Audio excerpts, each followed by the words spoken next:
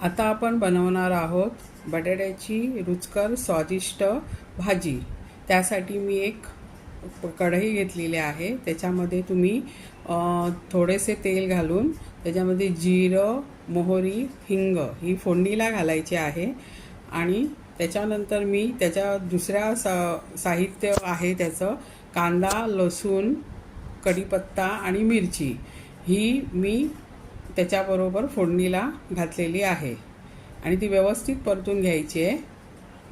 व्यवस्थित परतून घ्यायचं आहे। कांदा हे जे टाकले कांद्यामुळे ही भाजी अतिशय रुचकर होते आणि छान लागते। पण जे काही लोक कांदा लसूण खात नाहीत, म्हणजे आत्ताच्या श्रावणामध्ये, तर त्यांनी ते नाही टाकले तरी चालेल। तरी मिरची, कढीपत्ता आणि जिरं मोहरी हिंगावर पण चांगली भाजी होते, छान भाजी होते। आणि त्याच्यानंतर मी एक हळद टाकलेली आहे। हळद टाकल्यानंतर मी उकडून घेतलेले बटाटे टाकलेले आहेत। त्याच्यामध्ये उकडून बटाटे घेऊन सालं काढून त्याच्या फोडी करून मग मी मिक्स केलेला आहे त्याच्यामध्ये। आणि व्यवस्थित हे मिक्स करून घ्यायचं आहे। व्यवस्थित मिक्स करून घेतलं की त्याच्यामध्ये थोडंसं चवीनुसार मीठ घालायचं आहे आणि कोथिंबीर घालायची आहे। त्याच्यानुसार आपली एक रुचकर आणि छानशी भाजी रेडी होते।